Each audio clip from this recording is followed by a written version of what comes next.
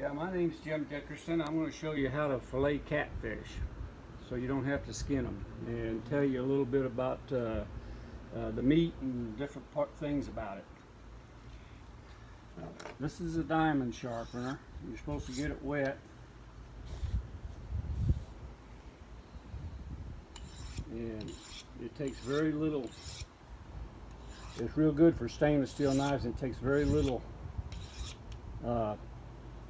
metal off. See, just finer than frog hair.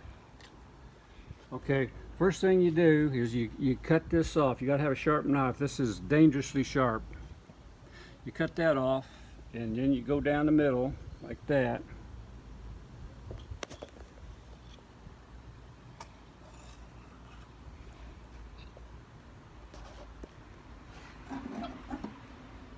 And you cut up around the fin.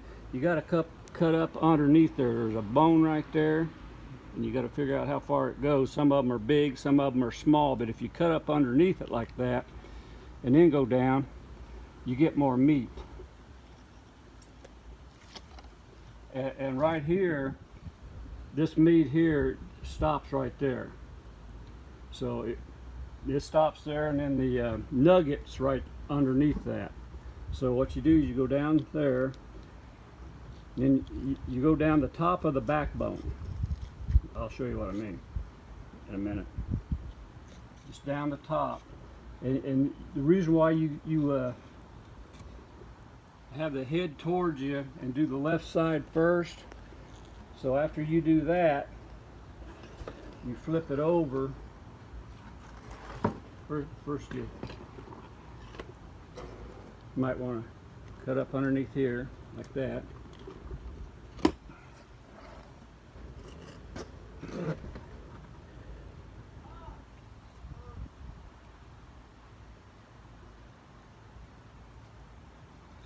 This is about a 12-pounder here.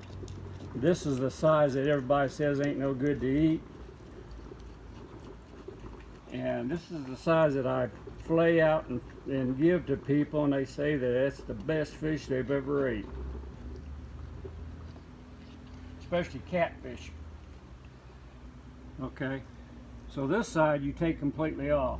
So you go down there, you take your finger here and lift this there up like this, and you go all the way to the right up here. You're going down to the rib, and then right here you're past the rib, where you go up and over. And this is not a lot of blood. I ice mine down and clean them the next day. It's more humane, and usually the blood goes to the bladder, but we just caught these last night, and sometimes they're still alive. They're just in a coma. So you go all the way through there. See how I cut down to here like this, and then I fold it over, and then I go up over like this here, so that it's all bone. That way you get all the meat. And I usually have a little knife, little 6-inch knife. That's what I do my boning with, and then I have the longer knives for taking the skins off. But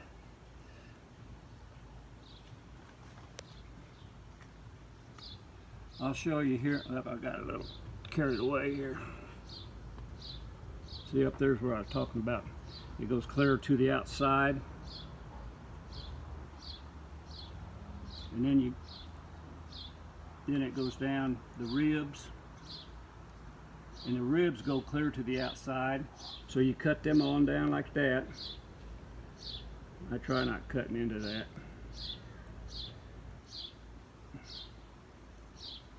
But it happens.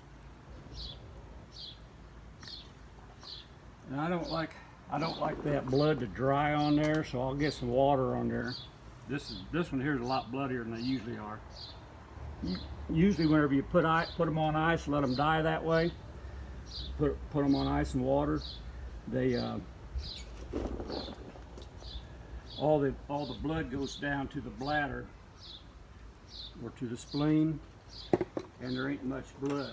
Then you take a longer knife And can you see that yellow in there? You cut that yellow, that's off the fin meat. They say cut that off because that's got a lot of your chemicals and what have you, because it's got a lot of fat in it. You can see that yellow. That's the yellow that they want to cut out. Some people think it's because the whole thing's yellow, you got to throw it away, but that's not true. See, it's still yellow, but that's good meat. And the things that I'm telling you, I've fished for about 65 years. I'm going on 70, and these are just my ideas and things that I've learned over the years. Don't mean that it's the gospel or anything. Just it's just what I hear from game wardens and things that they say you should cut off.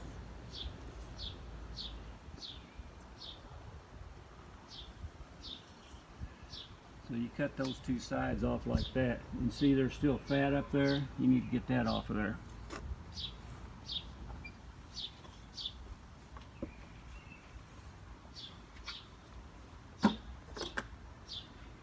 So then, now you're ready to take the skin off. And I like a nice long, this here was a bread knife, but I took all the little wafers off of it and made a straight edge out of it. But you can get knives. There's two ways you can do this. You can if it's too wide for your blade, you can go down the lateral line right there and just can you see that all right? You just cut it down the lateral line like that.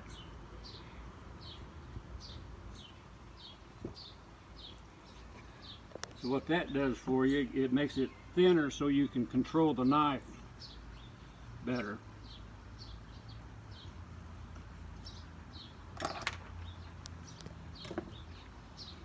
I just get it started with that knife, and this bread knife is what I use to, let's see, where's my big flaying board? Grab that big flaying board over there, that big square one. No, over there in the cooler. Back there in the, there you go.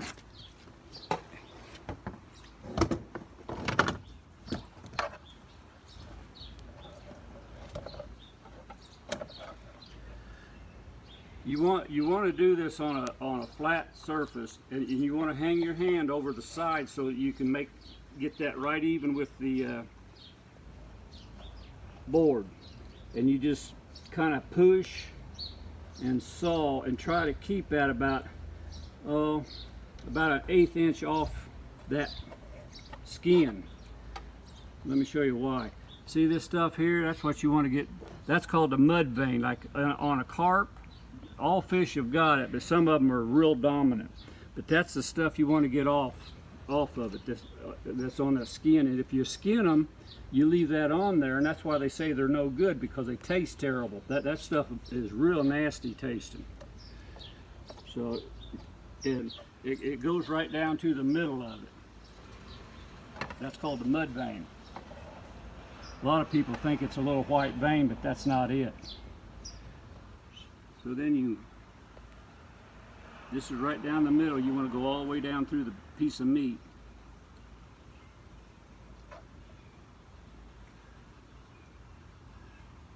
So as long as you get that red off of there, you're in good shape.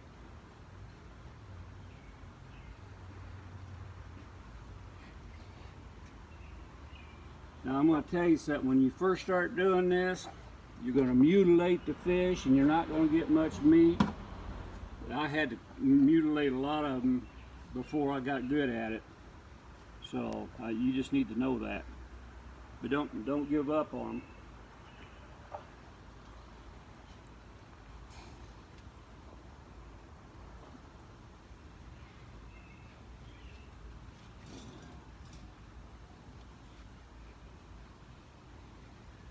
My fishing buddy, he's filming right now. I got another fishing buddy, Bruce Jackson. Anyway, we was cleaning fish and he came up with a cut. This right here, it don't even taste like catfish. It'll taste more like a tenderloin or something along that line. But we call this here cut the Bruce Jackson sliver. We cut it like this at an angle, and I'll show you the reason why we do this here. This is why this cut's a lot better than most cuts. So see how thick it is in the middle? On the ends of it, it comes to a point. Well, whenever you fry it, these here are crispy, and this you got some good tasting meat in between there. So we call that the Bruce Jackson sliver. And you can make them as thick as you want. You can make them real thick or thin, but you still, every time you're going to get that Bruce Jackson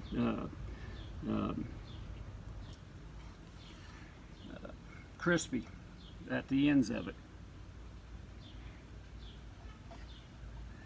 And it makes it a little wider too.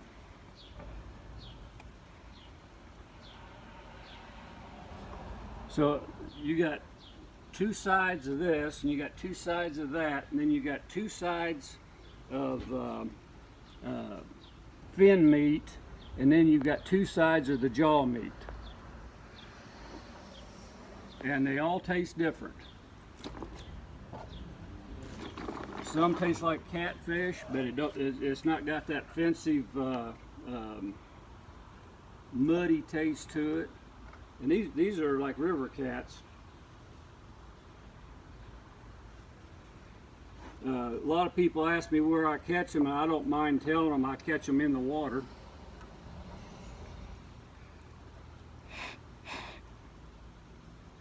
And they don't like hearing that. But if I tell everybody where they're at, the next thing you know, there is none. Because I've done that.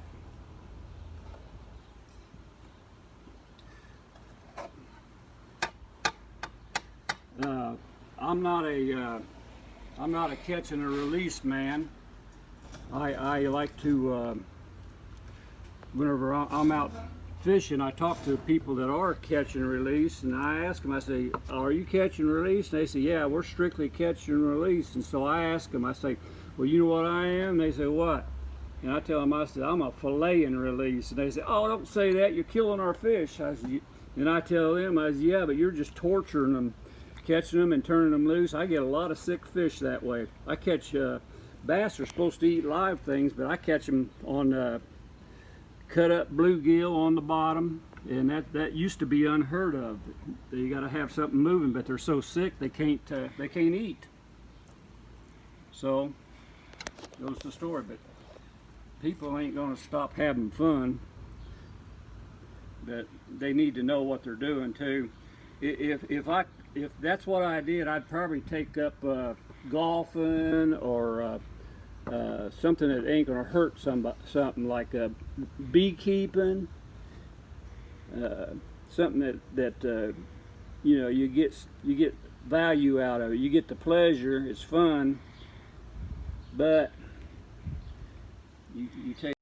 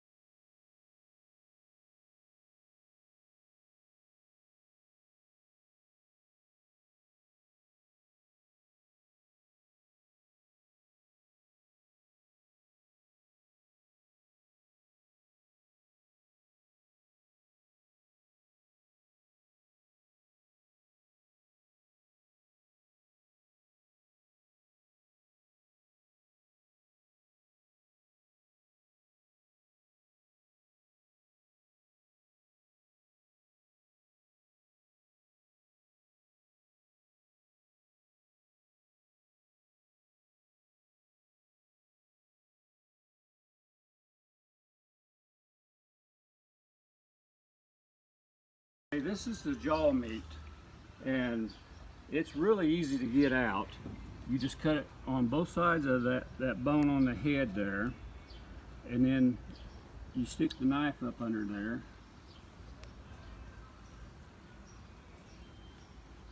And you cut down in there, then you just peel that back like you did the other fillet,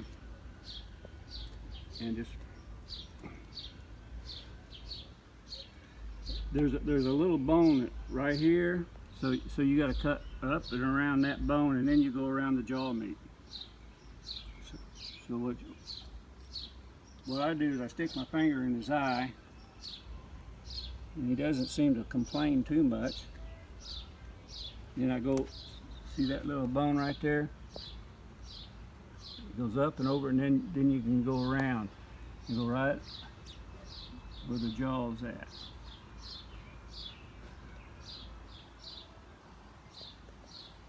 Oops, that went too deep.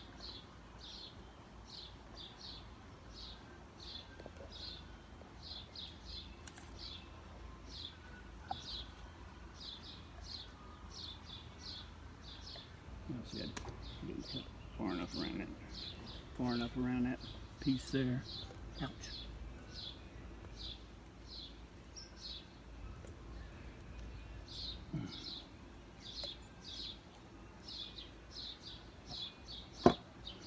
Then I grab a bigger knife, and holding it there, you got to cut those tendons that holds all that meat on there. You just come up this way like this. That's the jaw meat right there. Now just see this red here and this stuff here, that's all got to go. You got to cut that off of there.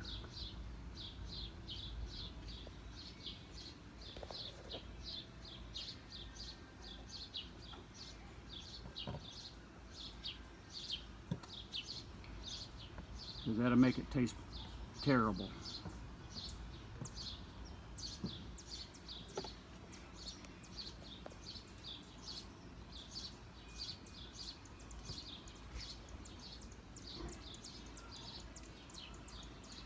It's a little piece, but this piece here is like, on beef it would be a filet mignon. Well, I think that's what you say it. I'm not very good at it. However, this piece here, it's good. It's the best. You see that red? That's not good. Should look all like this. So if you, that might be just from the hook, because one of them, the hook got up in this meat. I can tell by the where it was at. It was in the socket of the eyeball of the fish. If you want extra meat, you can put things like this on there too. No, I'm just kidding. There you are. Makes an ugly fish out of him. That's it. Well, he's gonna do the other side. I'm gonna end the video off here. I hope you guys have a wonderful. Do the other side? Or not? No, you could do the other side, but I'm not gonna film it. Okay. Anyways, I hope you guys have a wonderful evening, morning, or night. Peace.